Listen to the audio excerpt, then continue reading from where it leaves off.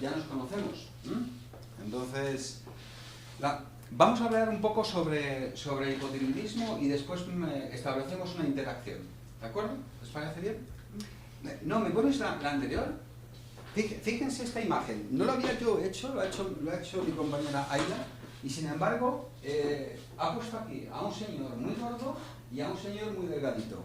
Normalmente, cuando el tiroides deja de funcionar, todos tenemos la idea de que la gente gana peso. La gente dice, es que un paciente gana peso. ¿Por qué? Pues porque el tiroides, que hace enormes cantidades de funciones, una de ellas es estimular el metabolismo energético de todas las células de nuestro cuerpo. Entonces, ese metabolismo cede, baja, la combustión no se gasta tanto, y por lo tanto normalmente los pacientes suelen tender a ganar peso. Eso es una falsedad. Hay muchas falsas creencias, a veces, que se han explicado en medicina y se han ido reproduciendo. No ocurre siempre esto. Hay pacientes que pueden tener hipotiroidismo y estar delgados. Efectivamente. Eso es. Y entonces, la idea de hipotiroidea o hipotiroideo y obeso, eso es una idea que hay que cuestionar. De hecho, muchos pacientes que ganan peso quieren encontrar el argumento de tengo el tiroides mal, antes de pensar como demasiado o como inadecuadamente, ¿verdad? O no gasto lo que tengo que gastar, no me muevo tanto. Pero esto es un dato a tener en cuenta. ¿De acuerdo? Una pregunta. Sí. Yo en mi caso no noté ningún tipo de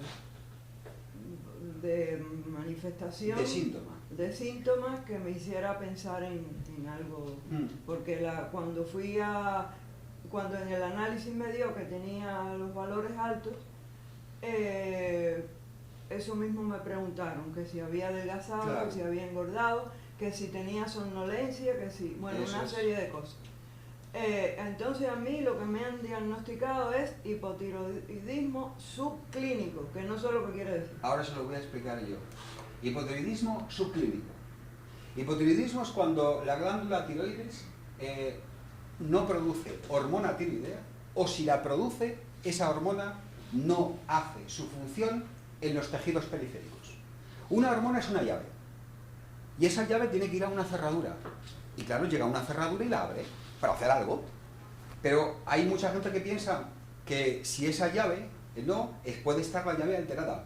Pero puede ser que la llave no encuentre la cerradura, o que la cerradura, el receptor, esté dañado o alterado. Entonces, trato de explicarme. Puede ser que la hormona no se produzca adecuadamente, pero puede ser que con hormonas en concentraciones adecuadas, esas hormonas no encuentren el lugar adecuado, porque se ha alterado por cualquier causa, donde tienen que actuar en las células. ¿De acuerdo? Los antiguos libros de endocrinología hacían una descripción muy clásica del hipotiroidismo. Era lo que se llamaba clásicamente el mixedema, el paciente mixedematoso, que era un paciente que según entraba por la consulta del médico, ya le diagnosticaba, por el aspecto que tenía. Cara abotargada, somnoliento, un poco lento, con estreñimiento, que se le caía el pelo, dolorido muscularmente, se dormía siempre. Incluso hay una variante que existía en España todavía en los años 40 o 50, que era el famoso tonto del pueblo. El tonto del pueblo era, desafortunadamente, muchos eran hipotiroideos. Hoy en día, ustedes lo saben, cuando un niño nace, lo primero que se le hace obligatoriamente es pincharle la plantita del pie. Eso tiene una muestra de sangre. En esa muestra se va a medir varias cosas, entre ellas, qué hormona tiroidea tiene el bebé. Porque hay una variante del hipotiroidismo que se llama hipotiroidismo congénito neonatal. ¿Qué ocurre? Que si hoy en día somos capaces, de detectar que falta hormona tiroidea en un bebé, es tan fácil como darle esa hormona y se acabaron los problemas.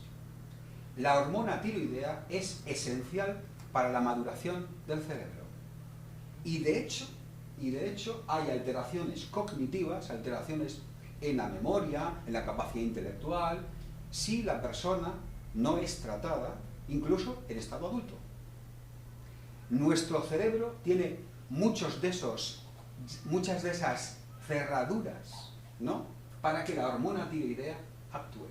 Y mucho más el cerebro de un feto.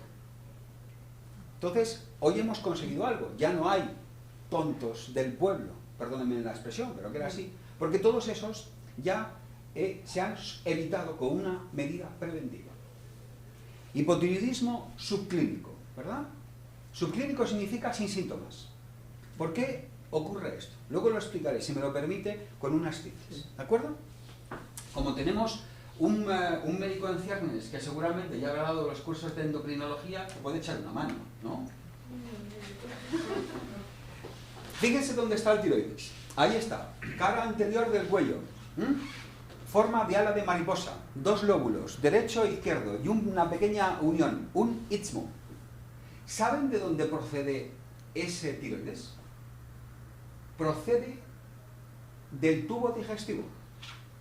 Cuando en el feto, en el embrión, se realizan, desde que un óvulo es fecundado por un espermatozoide, papá y mamá, ¿no?, y eso comienza a multiplicarse, se producen 3 líneas de distintas células: ectodermo, endodermo, mesodermo. A partir de ahí, todo se va a hacer en nuestro cuerpo. Resulta que hay órganos y tejidos que se parecen mucho, proceden del mismo lado. Fíjense que el tiroides surge de la llamada tercera y cuarta bolsa braquial, que en realidad es también intestino. Es muy común, y nosotros lo vemos, no siempre la endocrinología lo ve, clásica, que la gente que tiene problemas del tiroides tiene problemas intestinales. Y si uno arregla los problemas intestinales, arregla los problemas del tiroides. De hecho, vamos a presentar en un congreso internacional de Valencia a finales de junio, que viene gente de todo el mundo, nosotros somos los únicos españoles que vamos a presentar, un ejemplo de varios pacientes cómo han ido mejorando en su cuadro del hipotiroidismo tratando su intestino. Esto es algo realmente curioso. Nosotros mismos nos sorprendemos. Pero no es descabellado. No es descabellado. Porque, insisto, la estructura del tiroides, las células tiroideas, se parecen mucho a las células intestinales. Pero al revés. Fíjense dónde está. Por eso los médicos, cuando normalmente tocamos el tiroides, no lo tocamos mucho, no, lo palpamos por detrás para tocar si notamos una masa, ¿no?, o también por delante. Y hacemos una maniobra muy sencilla que luego la reproduciremos. Es difícil encontrar ya los bocios. Bocios es un tamaño grande del tiroides que había antaño, cuando la gente no tomaba yodo, no había sal yodada, no comían pescados, ¿no? Esos bocios inmensos que la gente, había fotografías, eso ya no lo encontramos. Por eso, las patologías actuales han cambiado mucho, las circunstancias también han cambiado mucho. ¿De acuerdo? Si tienen alguna pregunta, les ruego que la vayan lanzando, como ha hecho nuestra compañera. A mí me dijeron que tenía hipotiroidismo, pero autoinmune. Autoinmune. Tiroiditis de Hashimoto. ¿Qué es eso? Ese es el nombre del hipotiroidismo autoinmune. Hablaremos también de él. Hay muchas formas de hipotiroidismo. Porque hipotiroidismo es, oiga, me falla la glándula, no produzco. Y ahora, ¿cuál es la causa? ¿Cuál es la enfermedad concreta por la que yo tengo este problema? Y ahí hay una lista de 4 o 5. La más importante se llama tiroiditis de Hashimoto, que fue el señor Hashimoto, un investigador japonés, tiroiditis autoinmune. Explicaremos luego qué es eso y precisamente cómo hay formas relativamente sencillas y no necesariamente farmacológicas que pueden tratar de frenar el deterioro de la glándula. ¿Es peligrosa la de autoinmune y la de la señora? No sabemos, no. Hipotiroidismo subclínico sigue siendo un concepto bioquímico. El suyo es un concepto inmunológico. Ya le explicaremos más tarde la diferencia. Bueno, aquí tienen cómo se regula esto. Es que todas las hormonas de nuestro cuerpo no van a su aire. Esto es realmente complicado. ¿Saben quién manda en todas nuestras glándulas? La cabecita. Nuestro cerebro. Porque aquí hay una glándula, esta que ven aquí, que se llama pituitaria, la hipófisis. Y fíjense, es una glándula muy pequeña, 2-3 gramos. Está metida dentro de un hueso. Está tan protegida que se llama silla turca, porque es como un hueso, el hueso esfenoidal, en donde tiene un agujerito como el del campo de golf, en donde se ha metido la propia glándula y ella está totalmente protegida. Porque solamente pesan 2 o 3 gramos, pero no les vamos a contar la importancia que tiene. Aquí se producen un montón de hormonas que controlan no solo su tiroides, sino sus cápsulas suprarrenales, la maduración sexual, un embarazo, el que la señora dé de mamar o no, todo, fíjense qué cosa más curiosa y más preciosa, en 2 o 3 gramos que se producen distintas sustancias. Pero lo curioso es que ahí no solamente acaban las cosas. Esta pequeña glándula está controlada por sustancias que nuestro cerebro produce en ciertas regiones del hipotálamo, en el centro del cerebro, en lo que se llama cerebro antiguo, porque es un cerebro, es la parte del cerebro que también es común a los reptiles, o a las aves, o a otros mamíferos. Y hoy en día, encima, ya sabemos, se viene a complicar algo más, que la corteza cerebral resulta que es capaz de controlar a esta estructura del diencéfalo. Por eso es tan importante nuestra actitud, lo que pensamos, lo que nos pasa, el estrés, cómo vemos la vida, cómo actuamos, los disgustos, porque todo interfiere, incluso cómo idealizamos el futuro. Hay gente que si se levanta, yo siempre digo que si se levanta uno por la mañana y dice qué mal me va a ir todo, les aseguro que tienen enormes posibilidades de que les vaya mal. En cambio, si uno tiene una perspectiva positiva, existen muchas posibilidades de avanzar. Y eso es interesante para las enfermedades crónicas. Yo tenía un profesor en la Fundación Jiménez Díaz, que era hematólogo, un hombre que sabía mucho, y decía siempre, nos decía, en los pacientes que tienen leucemia, si no combaten, si ellos no están dispuestos a combatir, les podemos dar agua bendita, se nos mueren. Pero si están dispuestos a combatir, igual nosotros tenemos éxito. Entonces, fíjense las interrelaciones, que lo estamos viendo desde luego desde el plano de vista literario, no quiero darles no, porque no tiene sentido, ¿no?, de la importancia que tiene. Yo Sí. quería comentarte, yo no soy hipotiroidea, pero cuando me hago los análisis, tú también me los has hecho, me da, o sea, lo normal es que no sé exactamente porque no me acuerdo y no lo miro antes de... Ahora lo hablamos luego La lo que es normal. TH3 o TH4. La TSH, la T3, la T4. Sí, me dan bien. Pero Sí. luego hay otras que me dan mal. Y lo que me explican siempre es que es como si mi cuerpo estuviese luchando contra el tiroides. Claro, Y los eso anticuerpos antitiroideos. Eso, exacto. Eso es lo que me da mal. Lo mismo que le pasa a usted. Ya, pero lo otro me da bien. Entonces me dicen que solo hay que controlarlo, nada más. Y eso depende, como dices tú, del estrés, de todas esas cosas que estás diciendo, ¿o qué? No hay una relación, no hay una relación causa-efecto. No es esto, yo soplo y se mueve, ¿no? Sino que son múltiples factores. Matizaremos después. Mi idea ahora mismo que quiero trasladarles es que nuestras glándulas, en este caso el tiroides, está regulada por una glándula central, como un gran ordenador que se llama hipófisis. Ahí se produce ya una sustancia que ahora veremos cuál es. Y este, a su vez, está regulado por otros factores de carácter neurológico. Y que esto cada vez lo estamos conociendo más, lo estamos aprendiendo más. Ya hay muchísimos matices. Por ejemplo, una mujer que se queda embarazada, en el primer trimestre de la gestación, se produce una sustancia por la placenta que se llama gonadotrofina coriónica. Resulta que la gonadotrofina coriónica es muy parecida a la sustancia que el cerebro produce para controlar el tiroides. Y claro, eso genera un cierto hipotiroidismo falso durante el primer trimestre de la gestación. Los médicos deben conocer esto, porque se pueden equivocar, y entonces pensar que su paciente embarazada tiene hipotiroidismo durante el embarazo, cosa que no conviene mucho, y darle hormona tiroidea. Entonces organizan un cisco de narices. Fíjense qué cosas más sutiles. Son todo, la naturaleza es sutil y nosotros vamos aprendiendo y conociendo cada vez más. Miren este esquema, que es un esquema clásico, nos lo enseñan a todos los que estudian fisiología del tiroides.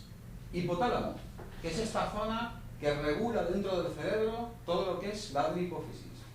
Fíjense que produce una sustancia que se llama TRH, esto es el acrónimo de un nombre muy largo, ¿no? En la hipófisis, esta que hemos visto aquí, esta pequeñísima glándula que está aquí metida, dentro de en la base de nuestro cerebro, hormona que estimula el tiroides. Esto está en inglés. Entonces, pero significa hormona estimulante del tiroides.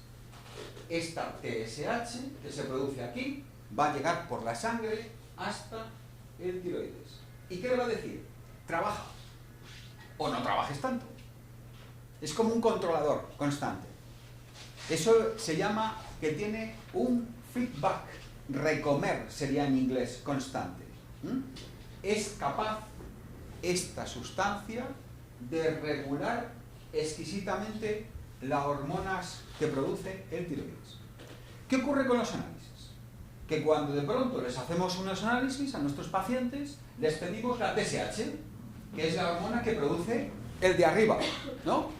Y le pedimos la T3, que es una de las dos hormonas que produce nuestro tiroides. El tiroides produce T4 y T3. Pero fíjense que listo es el tiroides porque sobre todo el 90% produce T4, que es una forma inactivada realmente de la hormona. Es como si yo tengo una granada y las granadas se acumulan y cuando quiero activarlas tiro de la anilla y la suelto. Y entonces sí que hace una función muy potente. La T4, que es la que más se produce en nuestro tiroides, en los tejidos periféricos se convierte en T3, que es realmente muy potente. Pero nosotros en sangre medimos TSH, T3, T4. ¿Por qué? Porque si encontramos una TSH elevada, ¿qué nos indicará? Es como una madre que reclama a su hijo, ven, que la comida está en la... y el niño no hace ni caso. Y ahora al siguiente que le pega un grito, ¿no? ¡Ven! ¿No? Y el niño no hace caso. Pues igual ocurre aquí. La TSH elevada está indicando que el tiroides no está haciendo lo que debe. ¿Y qué función hace la adenohipófisis? Manda información, trabaja. Que me estoy dando cuenta, estoy recibiendo información que no estás haciendo lo que debes. Por eso uno de los datos más interesantes que ven los médicos es medir esta hormona. Porque si está elevada, ya de entrada, independientemente si esta o esta estén en cifras bajas o normales, lo que nos indica es que el tiroides no está funcionando bien. No digan la tiroides, sea el tiroides. Y usted, que tiene hipotiroidismo subclínico, esa es su situación. Posiblemente tiene una T3 y T4 muy normales o tirando hacia el rango bajo de la normalidad, pero han encontrado que su TSH está levemente elevada.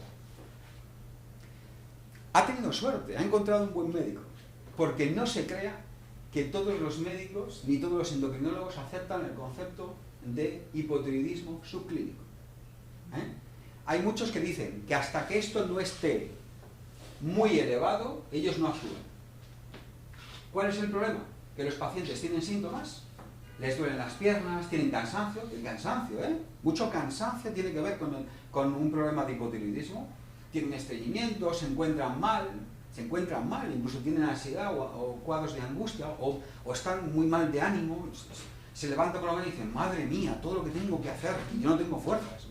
Van a sus médicos, se lo cuentan y dicen, bueno, vamos a medirlo. Les miden, tienen una TSH elevada, pero estos son de los que dicen, no, hasta que no esté aquí, yo no actúo nada. Y dicen, usted está bien, no le pasa nada. ¿Cómo que no me pasa nada? Estoy hecho polvo. Más estudios, a ver si tienen. Fíjense la sutileza. Hipotiroidismo subclínico es un control mucho más estricto. Es como si a nuestros alumnos, en vez de decir, no, para aprobar no hay que sacar un 5, para aprobar hay que sacar un 7,5. Como el MIR. Y entonces, nosotros nos obligamos a jugar más exquisitamente. Para los pacientes ha sido un gran cambio, porque supone un diagnóstico muy anticipado y no esperar a tener muchos síntomas para actuar. ¿De acuerdo? ¿Me voy explicando? Sí, sí. Sí, sí. Muy bien. Fíjense que aquí hay otro dato, que a los que tienen tiroiditis de Hashimoto deben siempre pedir a sus médicos los anticuerpos antitiroideos. No siempre lo pedimos. ¿Estos qué significa? Un anticuerpo antitiroglobulina o anticuerpos antiperoxidasa, lo verán en sus análisis. Si ustedes tienen elevado estos dos, o uno de ellos, está indicando que su tiroides está siendo atacado por su sistema inmunitario. Su sistema inmunitario está empezando a reconocer a su tiroides como extraño y lo va destruyendo poco a poco. Y esa es la causa más frecuente de hipotiroidismo, especialmente en las mujeres. Es muy difícil encontrar un varón que tenga tiroiditis de Hashimoto. Yo he visto muy pocos. Ahora mismo en la clínica tenemos un ejecutivo que me decía, ya no puedo más, no sé qué me pasa, pero no aguanto las reuniones y estoy en una situación dramática. Me tienes que ayudar. Y efectivamente tiene un cuadro de tiroiditis de Hashimoto. Es un varón de 45 años, con una gran responsabilidad, y nota que no puede seguir las reuniones y él tiene que estar siempre a tope. Sutilezas, ¿no? Ya no es lo de hace años. Él tiene estos anticuerpos elevados. Los pacientes que conocen que tienen esta variedad del hipotiroidismo deben pedir a sus médicos que en los controles les hagan esto, porque este es el auténtico control inmunológico. Ustedes pueden tener esto más o menos bien, bioquímicamente estarán bien, pero si esto sigue cada vez más elevado, lo que indica es que su glándula tiroides está siendo progresivamente destruida. ¿Qué ocurrirá al final? Que entrará en una cosa que se llama un cuadro de hipotiroidismo atrófico. La glándula cada vez va poco a poco atrofiándose. Estoy hablando de años de evolución. Estoy hablando de años. Esto se puede controlar. Se puede controlar. Sus médicos seguramente les dirán que no, porque no tienen un determinado conocimiento, pero esto, les aseguro, se puede controlar.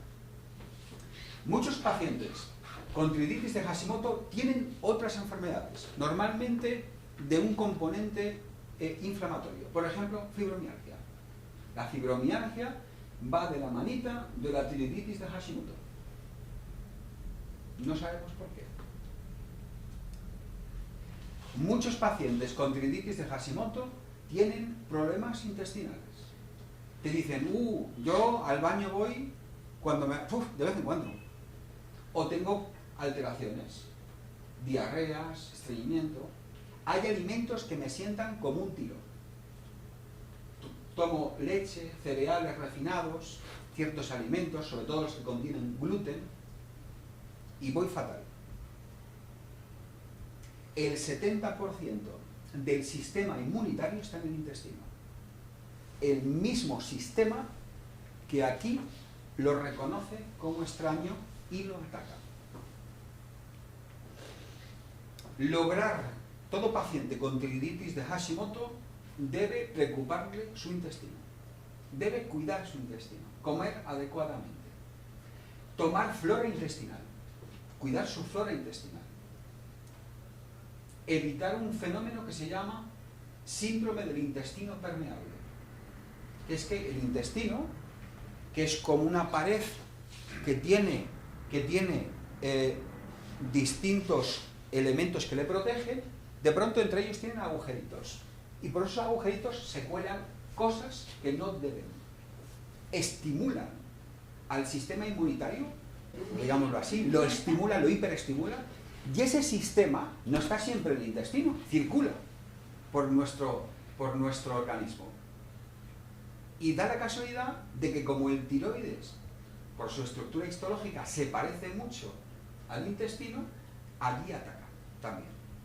Porque seguramente y esto es una apreciación nuestra, no podemos todavía certificarlo con datos en número de pacientes, seguramente ese fenómeno de falta de unión de células, no buenas uniones celulares, se produce igual en el tiroides.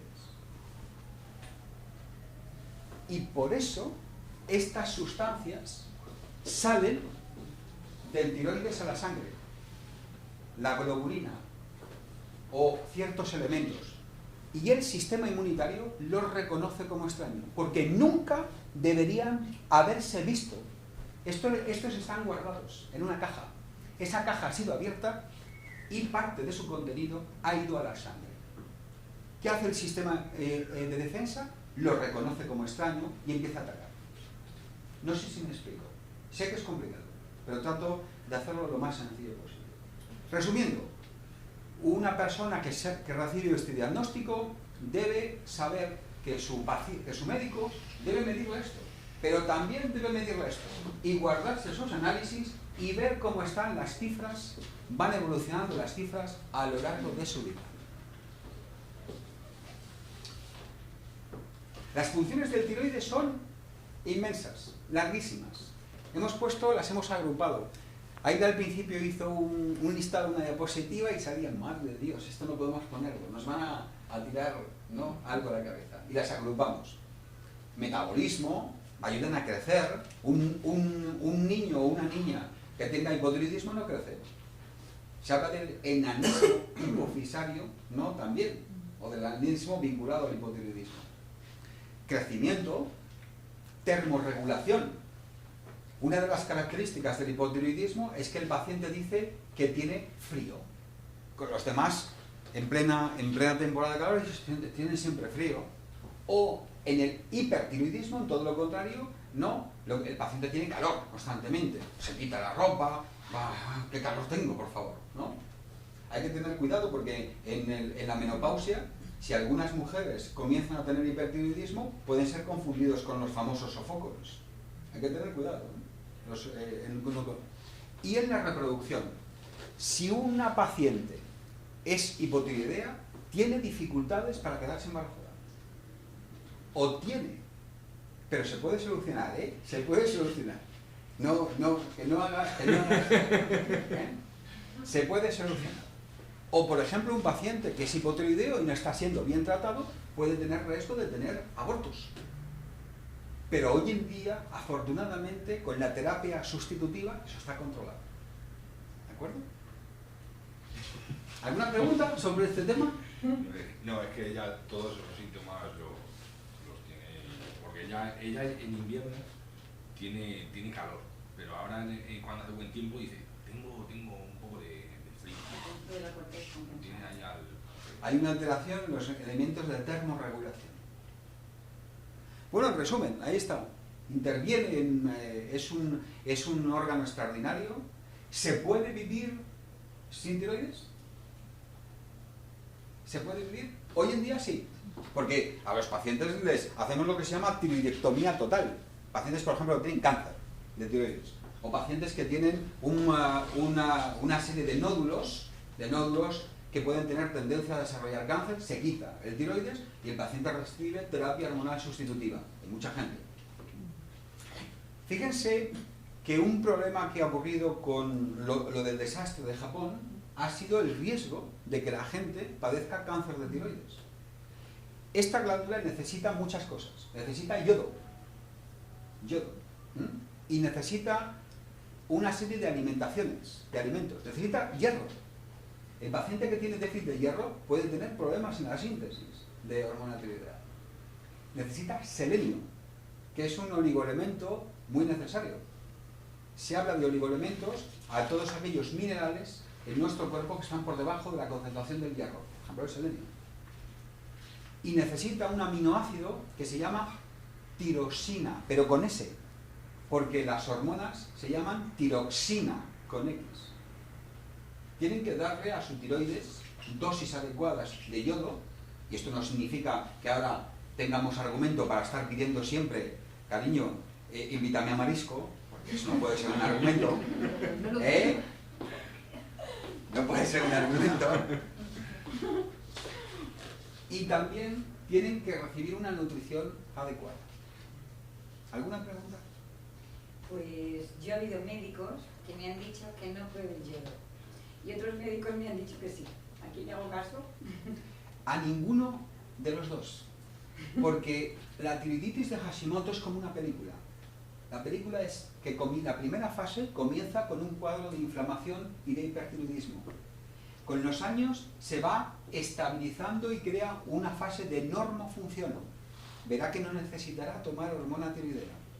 Y más tarde llega un momento en que entra en una fase de declive hipotiroidea.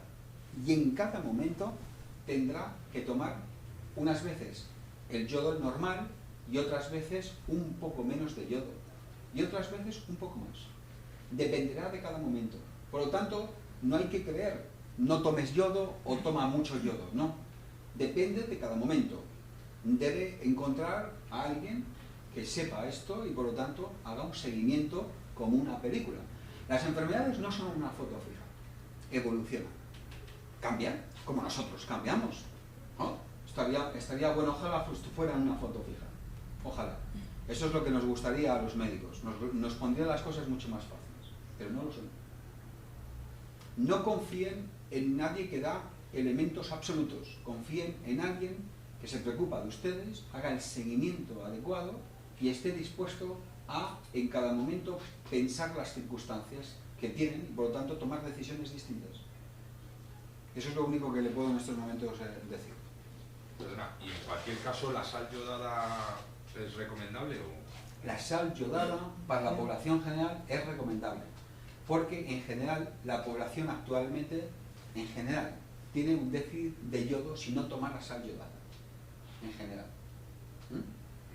Entonces, hay muchas zonas bociógenas que se llaman, pero hoy en día todo esto ha disminuido, evidentemente. Por la nutrición es más amplia, la gente consume mayor volumen de alimentos con fuentes de yodo y la sal, en muchos casos, está yodada. ¿Qué hace la medicina para diagnosticar una enfermedad de este tipo? Por supuesto, las manifestaciones clínicas y que sus médicos les exploren. Después, sangre, una determinación de sangre. Ahí están las concentraciones séricas en sangre, significa de TSH, T3, T4. En algunos casos, la cuantificación en sangre de anticuerpos antitiroideos. Insisto en este tema, porque me pongo muy pesado porque a algunos de mis colegas no les preocupa tanto. A veces también por presión en la seguridad social de costes. También se lo digo. Una gammagrafía tiroidea. ¿Qué es gammagrafía tiroidea? Una prueba que a mí personalmente me tiembla mucho la mano cuando la hago. La hago muy pocas veces. ¿Por qué? Porque consiste en inyectar yodo radiactivo al paciente para que ese yodo se fije en la glándula y entonces haga un dibujo. Y ese dibujo nos indique cómo esa glándula está funcionando o no. A veces hay que hacerlo. Tiene sus indicaciones. Por ejemplo, para identificar un nódulo frío de un nódulo caliente, ¿no? Es un tema que no es de esta charla, pero quizá algún día podamos hablarla. Fíjense que cuando a un señor o a una señora le hacen una gammagrafía con yodo, le dicen que si duerme con alguien, porque el que está al lado puede recibir cierta radiación. Es una radiación. Por lo tanto, esta es una prueba que hay que hacerla con rigor. Cuando es necesario se hace, pero no al buen tuntún, porque tiene sus efectos secundarios. En cambio, la ecografía tiroidea, yo soy fanático de ella, también porque yo he aprendido a hacer ecografías y por lo tanto, pues cada uno le gusta lo suyo. Pero es porque es una prueba que, como lo de los ginecólogos, no tiene ningún tipo de efectos secundarios, ningún impacto. Uno la puede repetir, puede estar el tiempo que sea. Estamos hablando de ecos. Luego verán lo bien que se ve. Y es muy fácil de hacer. Hay que tener el aparato y saber hacerla y dedicarle un poco de tiempo. Y tienen ahí una prueba que en algunos pacientes es absolutamente necesario. Son las siglas. Una punción. Cuando los médicos descubren que una parte del tiroides puede tener un riesgo de desarrollar un cáncer de tiroides, o sospechen, el resultado final solamente lo da el anatomopatólogo. Y hay que pinchar esa zona, hacer una biopsia, que se llama con aguja fina, porque es con aguja fina, tomar una muestra y que el anatomopatólogo nos indique su opinión. Y a partir de ahí tomar decisiones.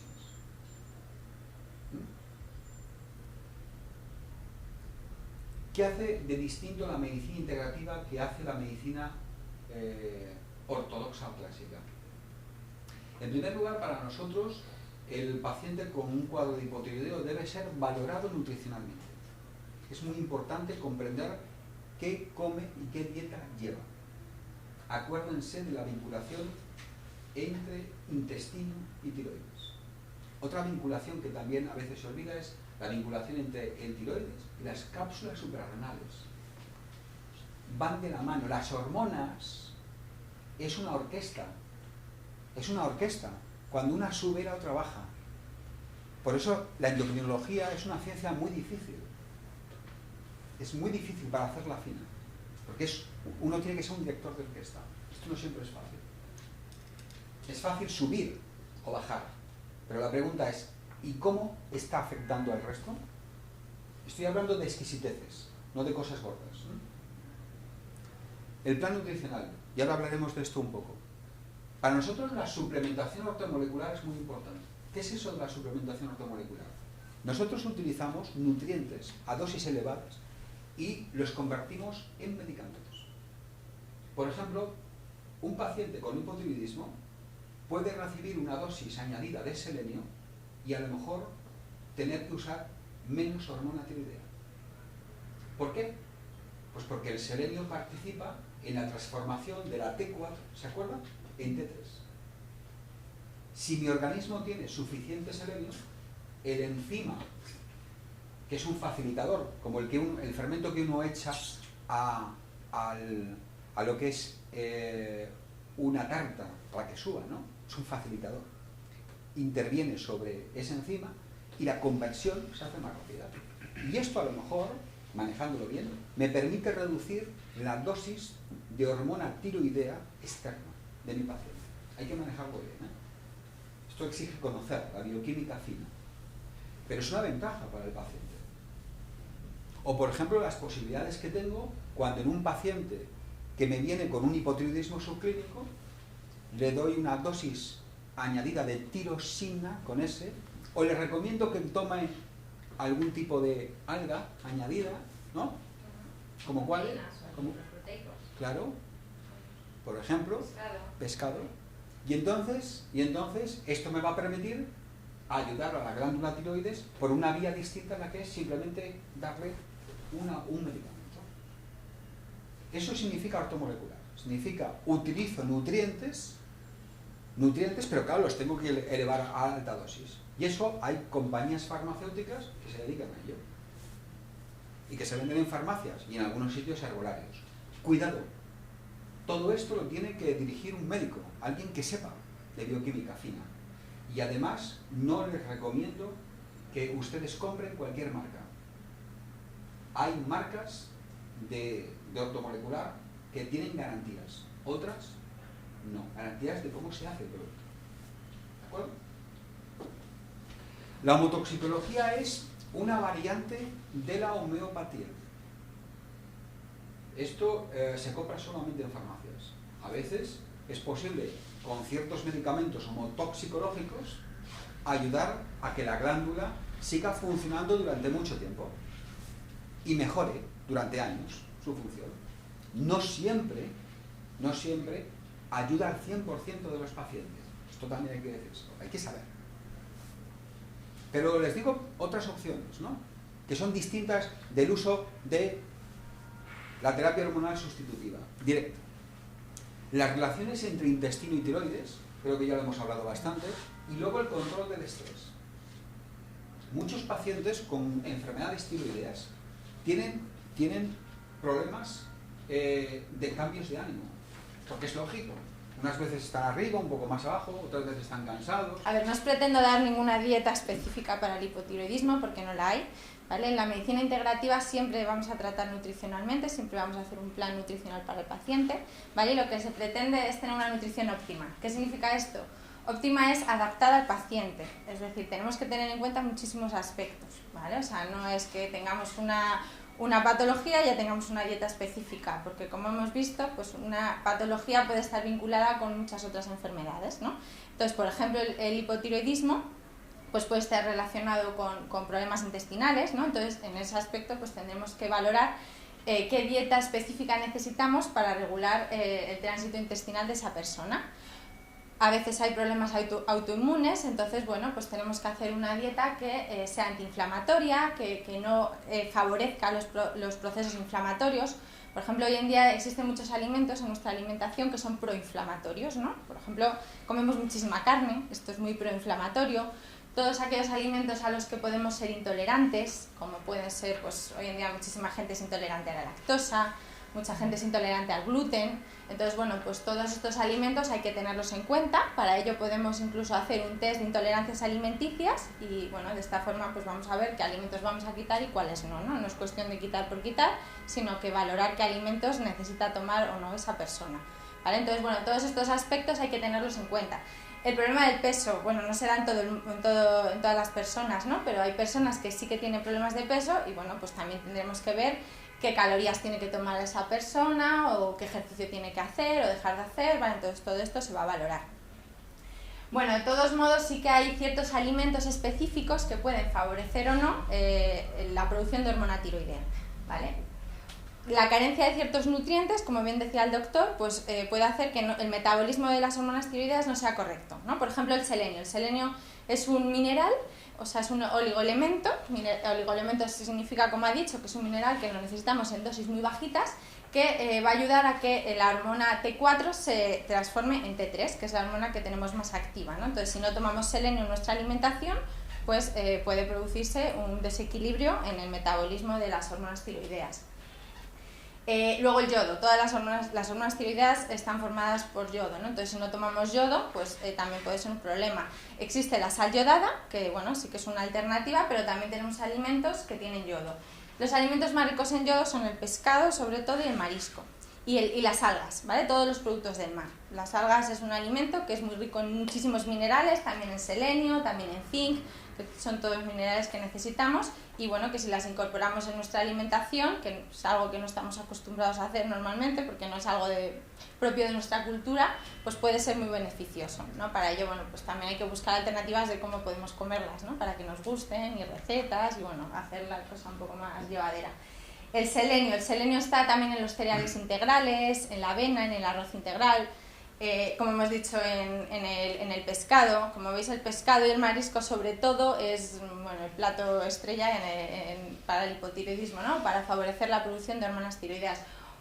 Por ejemplo, aquí no es, en una hojita que os he dado os he puesto una imagen del sushi. El sushi es un alimento que tiene arroz, que tiene algas y que tiene pescado crudo. Bueno, pues podría ser un tipo de comida que podría estar indicada para este tipo de problemas.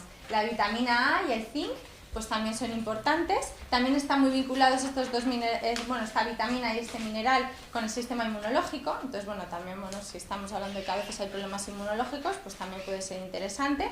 La vitamina A, tenemos dos tipos de vitamina. Bueno, la vitamina A también se puede producir a partir de los betacarotenos, que son unos compuestos que tenemos en ciertos vegetales. En todos los vegetales que son naranjas, rojos, colores oscuros, ¿vale? Pues como puede ser la calabaza, el pimiento, el tomate, pues bueno, todos estos vegetales es importante tomarlos también porque nuestro cuerpo ya se va a encargar de producir la vitamina A a partir de ellos. Y luego otros alimentos que tienen vitamina A, pues por ejemplo puede ser el huevo, la yema del huevo, que es naranja también, pues también tiene mucha vitamina A. Y el zinc pues está sobre todo en el marisco, las ostras, como hay por ejemplo, pues es un alimento muy rico en zinc. Bueno, las legumbres, las algas otra vez de nuevo aparecen aquí, la levadura de cerveza, ¿no? Entonces, bueno, todos estos alimentos son alimentos que incluiremos pues dentro de una dieta para personas con hipotiroidismo.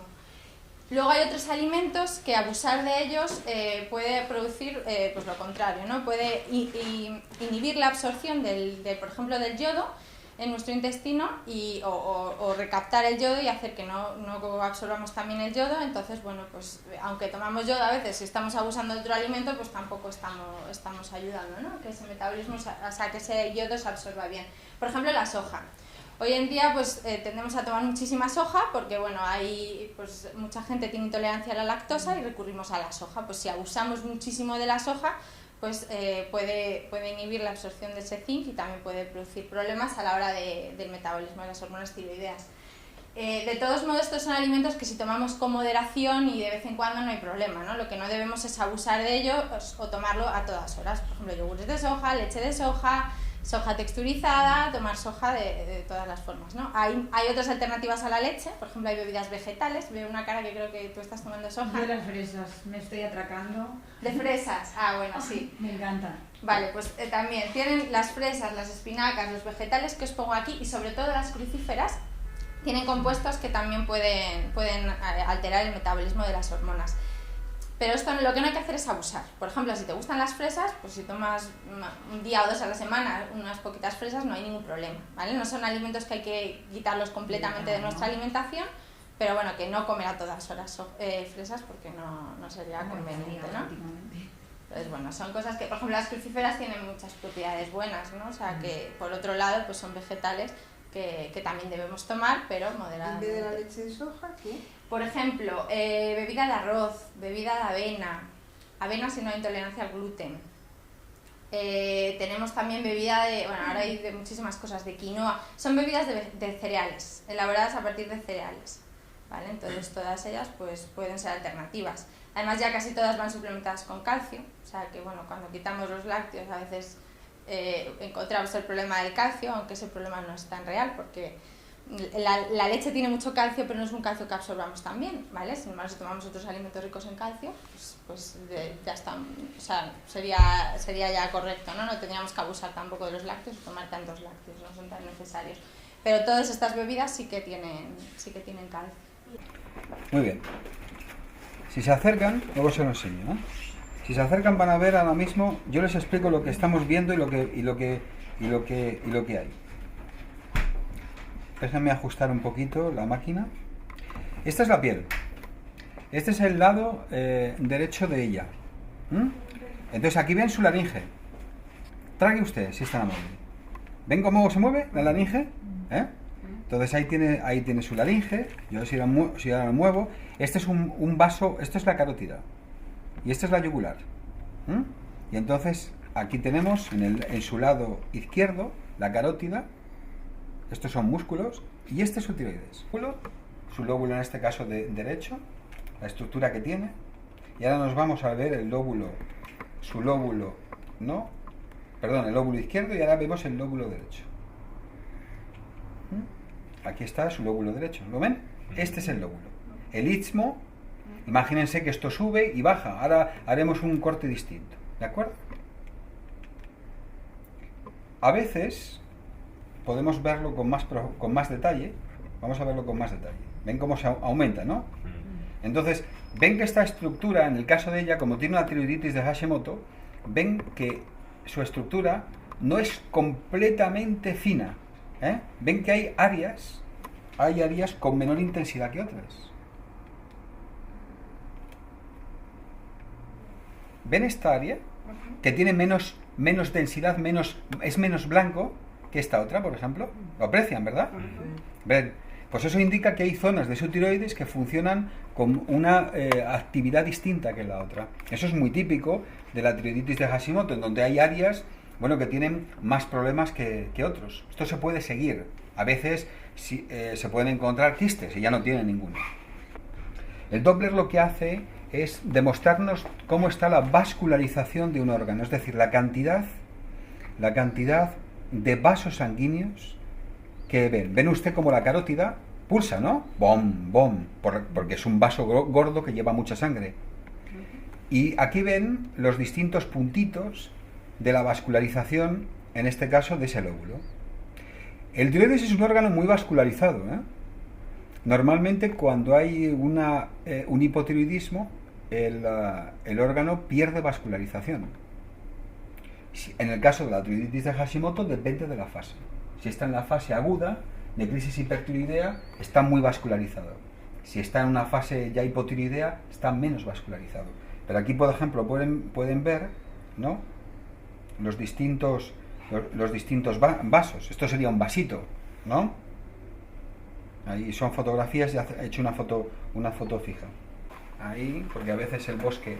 Bien, fíjense, piel, laringe, lóbulo, en este caso de ella, el lóbulo derecho, que es este de aquí, yugular, carótida interna, estos son músculos. Vamos al otro lóbulo, ahí está, el otro lóbulo, es este, de aquí, carótida interna, ¿no?, músculos, piel. Y de hecho, por ejemplo, la laringe es laringe. A ver, trague. ¿Ven cómo se mueve? Se eleva y ya está. Ahora se lo enseño a usted. Bien. Aquí, por ejemplo, la paciente en su lóbulo derecho lo tiene un poco más desestructurado, que se llama así, que la paciente anterior. ¿Ven esta zona, no? ¿La ven cómo tiene una zona aquí un poco más alterada? Aquí se le ha alterado al oscuro. Miren, eso es, está más oscura. Esto tiene que tener, para que esté bien, tiene que ser totalmente nítido, como si fuera una pared blanquecina y del mismo grano. Entonces, si hay distinta granulación, lo que suele sugerir, ¿no ven que hay cambios? Sí. Como hay zonas que no. Ahora vamos a poner el Doppler a ver qué vemos. Ven que hay más vascularización, por ejemplo, que en el anterior paciente, ¿no? Ven que hay más granitos, hay más vascularización en general.